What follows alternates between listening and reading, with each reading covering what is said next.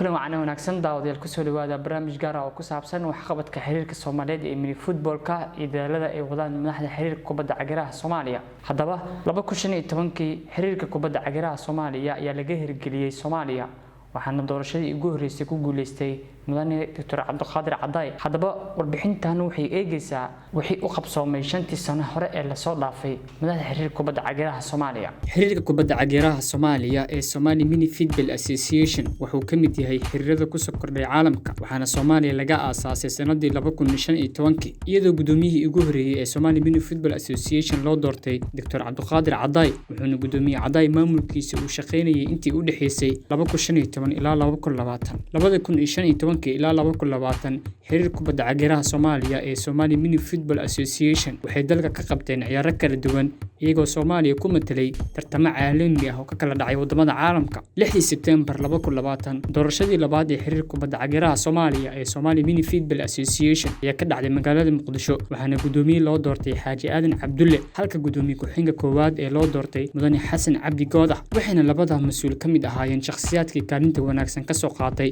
horumarka iyo guulaha Somali Mini Football Association. sidoo kale isna waxaa gudoomiye ku-xigeenka labaad noqday mudane Abuukar Aale Sultaan oo horey u ahaa gudoomiye hore Mini Footballka Koonfur Galbeed. hogaanka cusub ee xiriirka kubadda cagta Soomaaliya ayaa doorashadii kadib bilaabay dardargelinta shaqooyinka culus ee horyaala iyagoo durba bilaabay la tashiyada ciyaartoydii hore ee Soomaaliya oo lafdhabar u ah horumarka iyo qorshaha 5 sano ee soo aadan iyagoo ku guuleystay inay dhisaan 20 koox oo dhawaan ka qayb galaysa horyaalo kala duwan oo ka dhacaya magaalada Muqdisho. dhinaca kale madaxda Sonfa waxay xiriirka ku soo dareen shakhsiyaad caan ka ah isboortiga dalka kuwaas oo daadajinaya shaqooyinka culus ee horyaala. xogayaha guud ee Sonfa 5 sano ee soo aadan waxaa noqday Daawud Shire oo horey u soo shaqeeyay maamulka isboortiga gobolka Banaadir. ciyaaryahan hore ahna gudoomiyaha ciyaaraha degmada Warta Nabadda Saacid Xuseen ayaa isna loo magacaabay madaxa tartamada. Cabdiqaadir Muxudiin Xaaji Dacar ayaa isna noqday gudoomiyaha horumarinta arrimaha maamul goboleedyada ee Sonfa halka Maxamed Xuseen Cabdulle isagana uu yahay madaxa farsamada iyo madaxa warbaahinta xiriirka kubadda cagta Soomaaliya ee Somali Mini Football Association. bisha July 2021 xiriirka kubadda cagta Soomaaliya ee Somali Mini Football Association wuxuu dalka Nigeria ugu qaybgalayaa tartanka Africa Mini Football waxaana maamulka Sonfa ay rajo weyn ka qabaan inay Soomaaliya u soo hooyaan guulo waaweyn maadaama ay khibrad wanaagsan u leeyihiin ka qaybgalka ciyaaraha dibadda. si kastaba wasiirka ciyaaraha dhalinyarada Soomaaliya mudane Xamza Saciid Xamza oo isagana hore u soo ciyaaray xulka qaranka Soomaaliya ee naadiga badda ayaa isagana bogaadiyay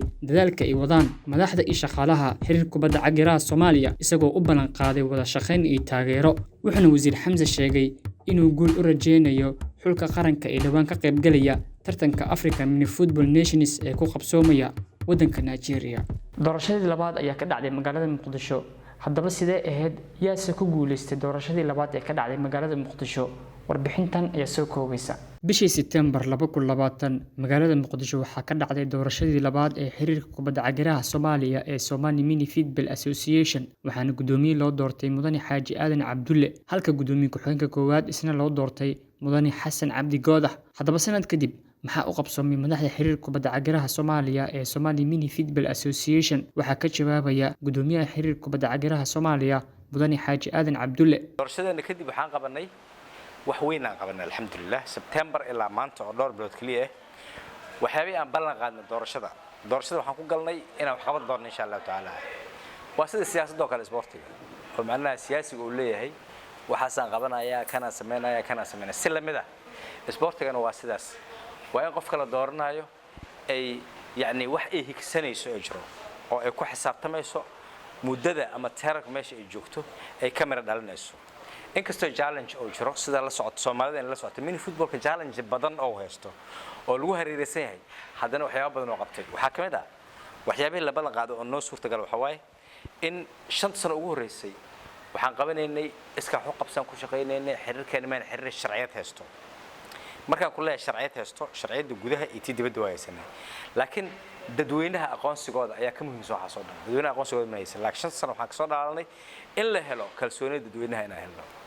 maanta waxaan maraynaa marka waxyaabaha ballan qaadno oo ah inaan dhisno division koowaad iyo division labaad inaan abuurno oo ah tallaabada ugu horeysa oo aan ballan qaadnay taasna waa guul aad u weyn oo looga soo shaqeeyo 10 sano iyo 15 sano looga shaqeeyo ayaa waxay nagu suurta gashay muddo gaaban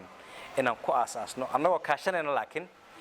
wax soo jiitamay ahayn 5 sano la soo dhaafay marka alxamdulillah maanta waxa guula oo aan ku faanaynaa inaan leenahay 20 kooxood oo heer qaran ah. Falanqeey Cabdullaahi Faarax Daguur oo ka mid ah gorfayaasha ciyaaraha dalka ayaa ammaanay qaabka wanaagsan ay madaxda xiriirka kubadda cagiraha Soomaaliya u qabteen doorashadoodii labaad isagoo kula dardaarmay in shaqooyinka horyaala ay gaarsiiyaan dhammaan maamul goboleedyada waddanka. Xiriirka cagiraha Soomaaliyeed runtii qaabkii hadda ay doorashooyinka u qabsadeen isbedeladii ka muuqday oo sida officialka loo soo bandhigay qaabkii u shaqeynayeen xaqiiqatan waxaan u maleysaa maaragtay jaanis kale oo aad u loogu baahnay waliba banaanay in maaragtay kaalintooda ay qaadanayaan waliba si gaar ah waxaan ugu mahadcelinaa qaabka waliba ay doorashada u qabsadeen oo officialka ahayd oo markhaatiyada ka ahaayeen qof walba oo Soomaaliya oo maalinkaas ka qayb galay qaabkii doorashada u socotay la arki jiray inkastoo xiriirada kale dalka sida xiriirka Soomaaliyeed kubadda cagta aan arki jireen anaga doorasho waa dhacda leh meel ay ku dhacday aan garanaynin doorasho noocaas oo kale ay qabanayeen sidoo kale waxaan aad ugu mahadcelinaa qaabka ay u shaqeynayaan iyo runtii isbedelada iyo tartamada ay sameynayaan iyo maaragtay wajiyada ay la imaadeen quruxda badan oo ah in maaragtay qayb kamid ah ciyaaraha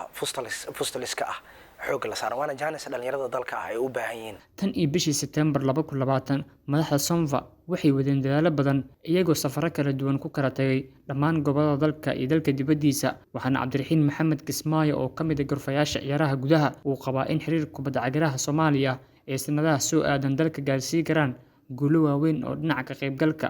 ciyaaraha gudaha iyo dibadda. Tan iyo markii doorashadii oo xiriirka kubadda cagiraha Soomaaliya dhacday guddoonka cusub la doortay dhaqdhaqaaqooda aad u wanaagsanaa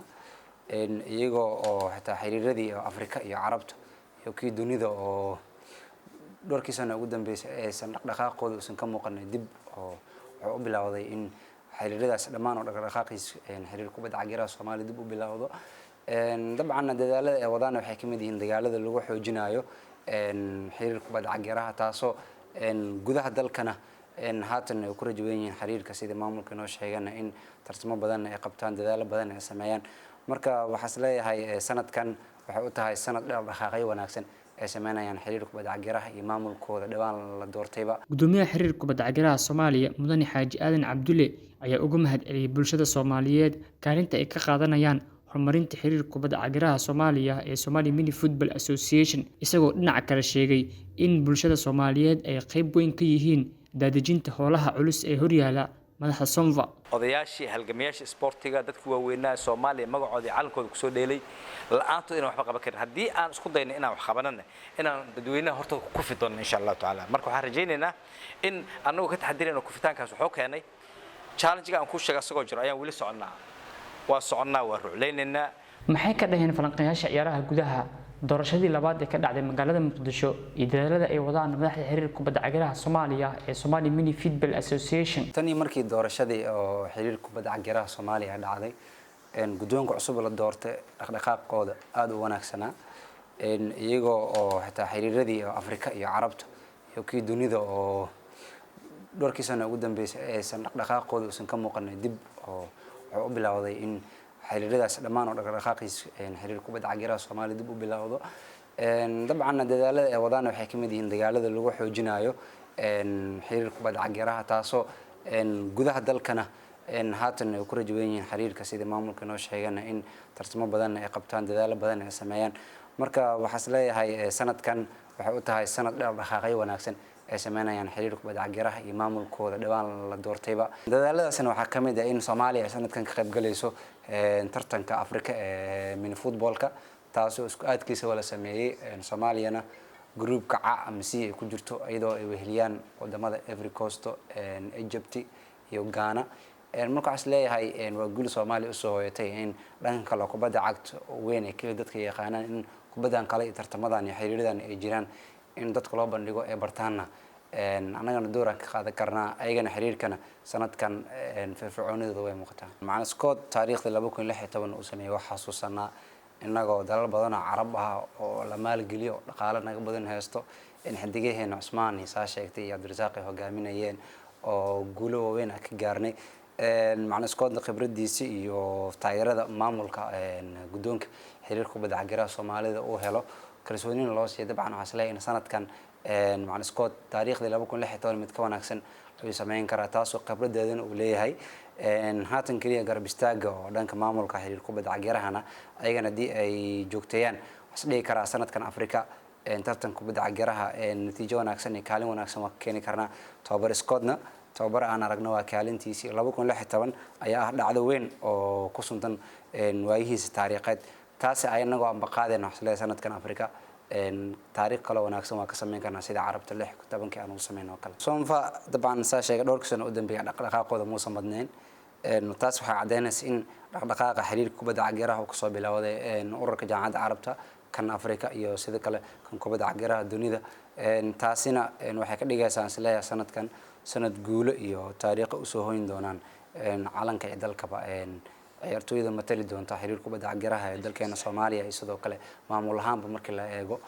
sanadkan uu ku dawan yahay sanadadii hore dabcan waxa ka dareemaysaa diyaar garowga iyo ururada ay ka tirsan yihiin sida hadan dhaqdhaqaaq uga wadaan oo markan kaalinta Soomaaliya xubinimada iyo codeentaba ay haystaan Afrika iyo Carabta iyo kan dunida markii la eego wadanka Nigeria waxa lagu sameeyay isku aadka tartanka qaaradda Afrika ee mini footballka Soomaaliya waxay ka mid tahay wadamada ka qayb galaya ciyaaraha qaaradda Afrika ee mini footballka hadaba Soomaaliya groupka ayay ku jirtaa maxaa laga filan karaa wadanka Nigeria waxa lagu sameeyay isku aadka tartanka kubadda cagta qaaradda Afrika ee Africa Mini Football Nations waxaana tartankan ka qayb galaya Soomaaliya oo kamid ah xulalka ugu adag kubadda cagta caalamka Soomaaliya waxay ku jirtaa groupka C waxaana kula jira wadamada Masar Ghana Ivory Coast falanqeey Cabdiraxiin Kismaayo oo ka faalooda ciyaaraha gudaha ayaa sheegaya in Soomaaliya ay ku jirto group adag balse uu guul u rajeynayo xidigaha xulka kubadda cagta Soomaaliya sanadkan ka qayb galayso tartanka Afrika ee mini footballka taasoo isku aadkiisa wala sameeyay Soomaaliyana groupka C ama C ay ku jirto iyadoo ay weheliyaan wadamada Ivory Coast Egypt iyo Ghana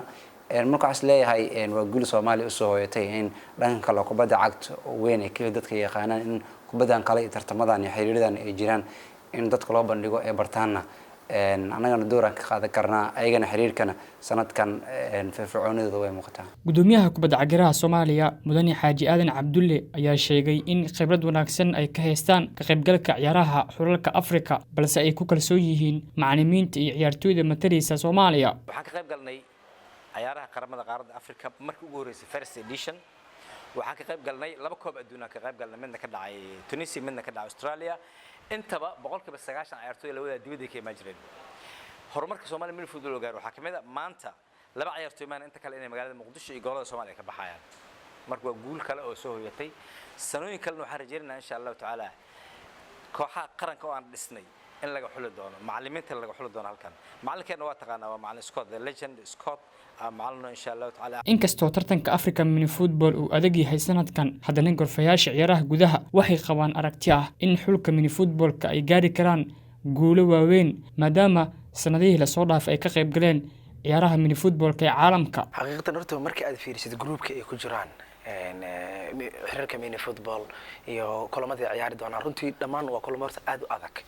markii aad dib ugu noqotona waxay saaxiib la yihiin maarata bahda sportska hadii yihiin dadka hore hadii yihiin dadka hadda joogo iyo dadka ay ka naftirkooda sportska ka shaqeynaya oo dad sports oo macna fildigi in lagu talagalay amaleysan kartid marka runtii horumar aad u ballaaran ay ku socdaan waxaan leeyahay maaragtay dhiirigelin iyo bogaadin aan u jeedinaa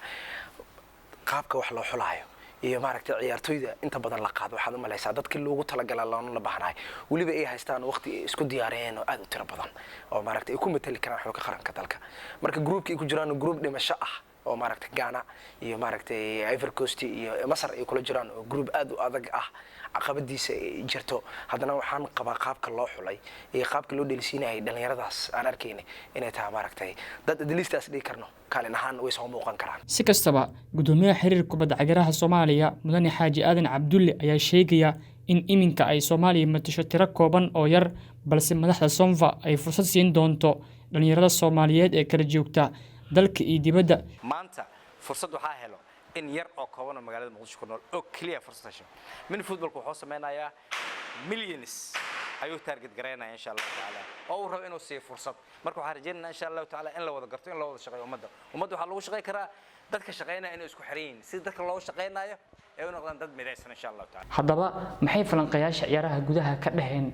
ciyaarta ay Soomaaliya ka qayb galayso ee qaaradda Afrika ee mini footballka maxaa laga rajaynayaa xulka qaranka kubadda cagaraha Soomaaliya ee dhawaan ka qayb galaya tartanka qaaradda Afrika ee ku qabsoomaya wadanka Nigeria markii aad fiirisid groupka ay ku jiraan xiriirka mini football iyo kulamadii ciyaari doonaan runtii dhammaan waa kulamo aad u adag markii aad dib ugu noqotane waxay saaxiib leeyihiin bamaarata bahda sportska haday yihiin dadka hore haday yihiin dadka hadda joogo iyo dadka ay ka naftirkooda sportska ka shaqeynaya oo dad sports oo macnaha fildigi in lagu talagalay amaleysan kartid marka runtii horumar aad u ballaaran ay ku socdaan waxaan leeyahay maaragtay dhiirigelin iyo bogaadin aan u jeedinaa qaabka wax loo xulaayo iyo maaragtay ciyaartoyda inta badan la qaado waxaad u maleysaa dadkii loogu talagalay loona la baahnay waliba ay haystaan waqti ay isku diyaariyeen oo aad u tiro badan oo maaragtay ay ku matali karaan xulka qaranka dalka marka groupkii ku jiraan group dhimasho ah oo maaragtay Ghana iyo maaragtay Ivory Coast iyo Masar ay kula jiraan oo group aad u adag ah caqabadiisa ay jirto haddana waxaan qabaa qaabka loo xulay iyo qaabka loo dheelsiinayay dhalinyaradaas aan arkaynay inay tahay maaragtay dad adliistaas dhigi karno kaalin ahaan way soo muuqan karaan xaqiiqatan maxaa Scott waa maaragtay hanti qaran waay waxyaabaha dalka uu u baahan yahay oo la iska indhatiraayo uu qayb ka yahay sababtoo ah liidada hore qaranka iyo waxaa jirta macallimiin la mid ah macallin Scott oo dunida maaragtay qaybaheeda kala duwan ku nool xirfadii hayo aqoontii la wax fahansan dhalinyaradiina communication ahaan ay fahmi karaan sida xulka qaranka Soomaaliyeed oo kale kubadda cagta kan xiriirka Soomaaliyeed kubadda cagta oo kale hadda macallimiinta loo keeno kale ma jiro macallin 2 sano 3 sano qaran Soomaaliyeed hayo dhibaatooyinku weyn waan communicationku ugu xun runtii macallin maxaad u maleynaa marka 5 sano hadii uu maaragtay team uu hayo isbedelka wuxuu dareemi karaa maaragtay teamkiisa qaranka dareemi karo xiriirka mini footballkana runtii waa ku amaanaa macallin Scott macallimiintii ciyaaraan Cismaan koobka carabta juniorska ciyaartoydii DLC uu kamid ahaa aad aan u xasuusanaa heer fiican iyo kaalin fiican ay imaadeen marka khibrada noocaas oo kala ah waxyaabo badan waxaad maleysaa in maaragtay xogaha in dhatir maaragtay inuu jiraad u maleysaa oo ciyaartoydii hore dalka kaalin ahaan ay ku joogo oo dalkii burburkii wax walba ku shaqeynayo haddana kaalintoodii aan la siinin oo isaas ay ku yihiin maaragtay dad dayacan aad isleedahay marka mini footballka wuxuu hore u cazumay oo aan aragnay xirtay ciyaartoydii hore oo maaragtay qaranka legendiyadii macallin Scott runtii kaalinta oo maaragtay ku leeyahay mini footballka oo ku amaanayna waana rajaynaynaa qaabka maaragtay uu soo xushay ciyaartoyda iyo ka warqabkiisa muddada ah sidii uu maaragtay ugu bedelay mini footballka waan rajaynaynaa maaragtay in at least wax wanaagsan uu ka keeno maadaama uu ku jiro group aad u adag dhinaca kale doorashadii labaad ee ka dhacday magaalada Muqdisho ayna ku guuleysteen madaxda 5 sano soo socota ee hogaamin doonta Sonfa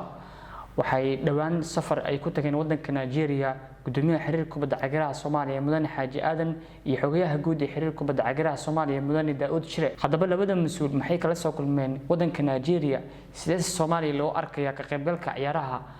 kubadda cagaraha qaaradda Afrika ee dhawaan ku qabsoomaya wadanka Nigeria waxa faahfaahinaya gudoomiyaha kubadda cagaraha Soomaaliya waxa halkaas ugu nimid inaan ka warbixino runtii waxyaabay aan kala soo kulannay safarkii aan tagnay dalka Nigeria aan u tagnay qoratuurka ee shirar qaaradda Afrika ee lahayd oo sidii lagu sii wadi lahaa ciyaaraha iyo xeerarkiina lagu saxi lahaa insha Allah taala meesha maalinka uu joogo looga ambaqaadi lahaa insha Allah runtii aniga iyo xogayaha guud Mudane Daawud Shire Maxamed ayaa ka qayb galnay waqtigeena aad u cariir u ahaa haddana waqtiga noo dhimo waa mid aad u cariir u ah markaan ka qayb galayna waxaan wakiil ka ahay ummadda Soomaaliyeed maadaama xiriirkeenu waa xiriirka Soomaaliyeed ee kubadda cagaraha waxaan wakiil uga ahay dalka Soomaaliya iyo dadkiisa wakiil uga ahay meesha markaan tagnay mas'uuliyadana saarneed ama waajibaadkana saarnaa iyo xuquuq aan ku lahayn meeshaba intaba si wanaagsan ay noogu fuleen waajibaadka meesha naga saarnaa waxa inaan meesha tagno qoratuurkan aan ka qayb galno shirarkii ama assembly meesha ka dhacana aan ka qayb galno waxa ugu muhiimsan oo maanta rabnaa inaan sheegno inkastoo dadka qaarkiisa ay la socdaan oo media oo aad u shaqeeyay oo u mahad celin bahda saxaafadda haddana waxaan rabnaa inaan ka hadalno waxyaabay meesha aan kala soo kulannay runtii dalka Nigeria waxaan kala kulannay soo dhaweyn aad u fiican cayaaro la xasuusto oo Nigeria lagu cayaaro oo Soomaaliya ay ku cayaarto waxa ugu dambeysay oo cayaaro macnaha big event waxa ugu dambeysay 1987 oo dadka qaarkiis meesha joogo ay xasuustaan maanta badi Brazil la tag gorgorkii Lagos baalashiisa ay ku qoyeen waa inay magaalada Muqdisho ku go'aan marka aan tagnay runtii waxyaabaha la soo xasuusiyay markaan dhana Soomaaliya nahay ayay kamid ahayd 1987 ama 1987 wixii ka dhacay haddii ilaahay ku reeyay dalka Nigeria magaaladiisa Lagos oo ciyaarta meesha lagu qabto kubadda cagta runtii ahayd oo qaranka Soomaaliya oo dhan dawlad iyo shacab ay indhaha ku wada hayeen nasiib wanaag aniga aan kamid ahay dadka isbarsiimada ciyaarta labaad ee ka dhacday ka qayb galay anoo aad u da'yar Nigeria wali inaysan ilaabin oo markaan airport ka deganay nala ku weydiiyo nala dhahay Soomaaliya soo tiima aha 1987 halkan ever ku dhawaatay ciyaarteeda ha waxaan laga filayaa marka insha Allah taala Soomaaliya waaga sida ay ahayd oo ay meesha ugu sarreysay Afrika ay ka gaartay maanta badi Brazil tag inaan hadii ilaahay ku rooyahay aan muujino bisha July oo ay dhacayso African Nations Cup ka mini football insha Allah marka aan tagnay walaalkii Daawud Sharane oo sharar badan oo ka qayb galay oo soo arkay meesha waxa ka jiro waqtigan oo maanta aad ugu yar oo aan rabno 20ka bisha soo socota insha Allah bisha Aafurla bisha June oo maanta aan ku jirno inaan gudbino dhammaan wafdiga ka qayb galay ciyaarahaas dadkii wafdigaas la imaalaha ama ciyaartooyda soo xuli lahaa oo kaalmeel lahaa macalinka noo halkaan inta fadhiso inta meedii aan ka gaarsiin insha Allah waxaan jecelnahay marka ummad Soomaaliyeed sida meesha aan kaga soo hadalnaba oo aan fariinta kaga soo dirnay in laga wada qayb qaato dhiirigelinta xulka mini footballka Soomaaliya oo runtii muhiim ah u tahay ciyaaraha inuu ka qayb galo magaca Soomaaliyeedna iyo dadweynaha Soomaaliyeedna dal iyo dibad meesha ay jiraan ay muhiim ah u tahay ummadda Soomaaliyeed markii aan ka qayb galnay qoratuurka hambali ayaa meel walba noogu wada timid waxaan ku dadaalnay in la helo linki laga daawado sida ay wax dhacayaan taasoo Ilaahay uu noo sahlay oo ay naqatay dadka Soomaaliyeed meel walba ay joogaan inay la socdaan waxyaabihii meesha ka dhacay oo aan qarsoodi lahayn ama wax looga sheekaysan lahayn nasiib wanaag waxaan ku beernay groupka Siidaan galnay oo ay ku jiraan wadamo aad u xoog badan runtii Ivory Coast oo championka first edition ka ama ciyaari ugu horeeyay oo koobka qaramada lagu qabtay Tripoli Soomaaliya ay ahayd wadan ay la ciyaarto isku group ay ahaayeen oo champion meesha ka naqatay inay noo group naqatay Soomaaliya wala socotaan mini footballka qaasatan awood badan oo ku diyaariyay ciyaartooy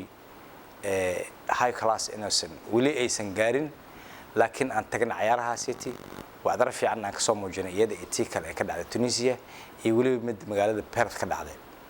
Ivory Coast أو كاب كقاعدة وحنا نقول أفري إبر لكن وده بدأ حوج لها مركز استدياري مقالة الوعيارة إيه قولش إيه كقبل سوى كبر نايين كاب كدون كمركز عيارني برازيل مركز لا عيارني سده حلا بيننا قبضيان أو أنتهم إن لا قاعد بدحي وحرجينا مركز إن شاء الله تعالى سنة كان إن كدون وحيابه وحيار كدون إن الله شرطنا أنا مركزنا وحبنا شرطنا ما هنيجي حكاية جديدة وأنا وكيل كأمة الصوماليات وحقصنا مركز أمة الصوماليات إن التاجران قرر كذا إن التاجران من فوتبول كأورنتي سبورت قريب كمده أو popularity كده مانت أو أد وبديه درك الصومالية يجودوا هندوني ده أردن وحارك إنسان إن من فوتبول كمان أو فرصة سينايو ده دول وده أنكو فكرين إنه فرصة هلان صوبته من فوتبول كا وكل سنة هاي قبل الصومالي أردن عيارتو أيو فرصة سيا أو أن تارجت جرين إن شاء الله تعالى إن نجارنه 1 مليون بلايرز إن شاء الله أو إلا السعودان توبريا شوضة أو إلا السعودان قصوريا شوضة معموليا شوضة دقاتير توضة أنت أردن إن فرصة سينو أو يكون فكرين إن أي جاران إن قفل بيكون فكرته إن قرنك الصومالية شخص يدافع لها oo ka soo baxa min footballka insha Allah taala hadii la yiraahdo hadii fursadda ay reed shalay maanta waxa haysanaa fursad aad u weyn haysanaa ciyaaraha aan kaga qayb galayno waxaan diiwaan gelinay 20 kooxood oo heer qaran ah oo aan rajeynayno marka ciyaaraha ay soo dhamaadaan in halkan qoratuur loogu sameeyo ciyaarahoodan aan bilowno waxaan ugu mahadcelinaynaa wasaaradda isboortiga iyo wasiirkeeda runtii oo Hamza Saciid Hamza oo si aad ah uga shaqeeyay arintaas waxaan kale ugu mahadcelinaynaa maamulka gobolka Banaadir oo asagana si xoog leh uga shaqeeyay waxaan kale ugu mahadcelinaynaa kooxaheena runtii iyo bahda isboortiga oo si aad uga shaqeeyay nana soo dhaweeyay waxaan rajaynaynaa in aan regulate gareeno ama aan u sameeyno shuruuc dhammaan garoomada min footballka ee ku yaala Soomaaliya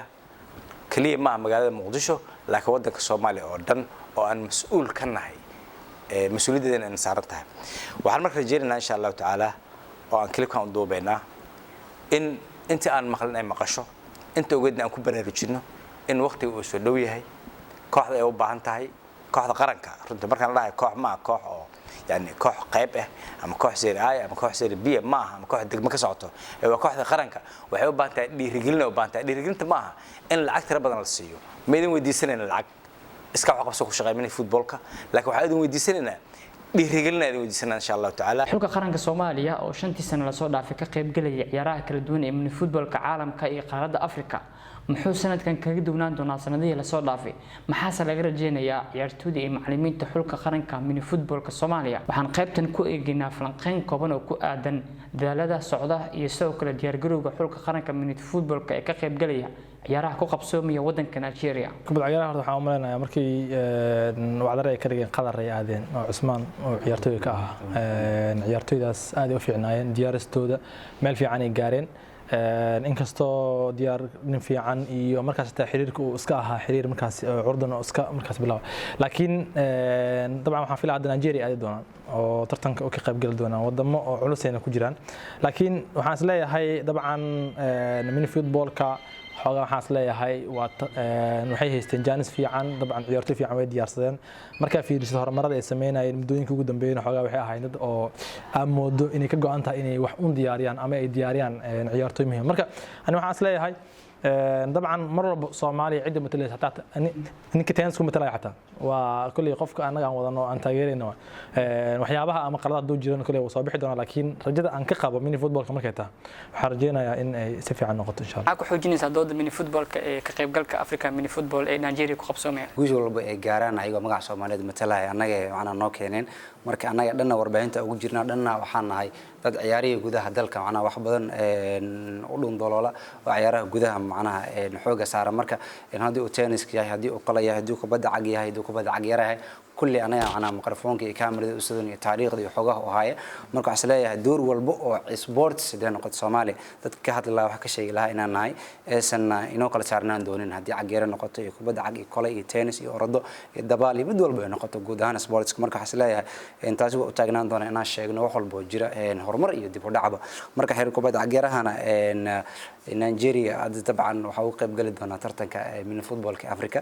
anagoo kula group ah dalal kubadda marka la eego aad looga boqo Ivory Coast oo Ghana Egypt laakiin magacan marka aragto Ivory Coast iyo Masar iyo Ghana hadii loo dhaw waxa waa Afrika dadka dominantiga haysto waa kubaddeeda marka la laakiin haddana kubadda cagaraha waxa rajeenaa tababar iskood iyo taariikhdiisa iyo xilkan hogaaminaya inaa guul ka keeni doono rajeenaa khibrada macaan iskood oo haysto sportska iyo dadaalada ay sameynayaan madaxda min Somva maxaan ka filan karnaa xaqiiqatan horta macaan iskood ugu horeyn waxa ugu madacalnaa sanadkii ugu dambeeyay oo maaragtay si official ah u daawano ciyaartooy Cusmaan oo kamid yahay qaabka ay wada ciyaarayeen ciyaartooyda la soo saaray heerka ay imaadeen iyo maaragtay bandhiga ka muuqday sidoo kale macaan iskood oo ah macallimiintii xulka qaranka dalka ah ciyaartooyda dalka ah waqtiga uu haayo oo experience fiican 5 sano ah runtii wax laga filan karo waa positive oo kaliya maadaama calankeena mar walba meel stage ah oo soo fuulo anaga naftirkeena taas maaragtay aan targetku ugu weyn oo ah waan rajeynaynaa in markii ugu dambeysay si official loo daawado si lamida markaan sida saaxiibkii Abdirashiid uu sheegay wuxuu dhahay mini footballada kale isku yitaan rajeynaynaa marka kan markii ugu horeeyay midaan qaadan inuu noqdo stage aan ku soo korno intaas waxaan ku soo koobaynaa qayb yar oo kamid ah wax qabadka bilooyinkii la soo dhaafay ay sameeyeen mas'uuliyiinta xiriirka Soomaaliyeed ee kubadda cagaraha oo la doortay bishii September 2020 inta aan ku kulmi doono qayb kale oo ka mid ah dadaalada iyo horumarada ay wadaan madaxda Sonfa waxaan kaga tegaynaa nabadiina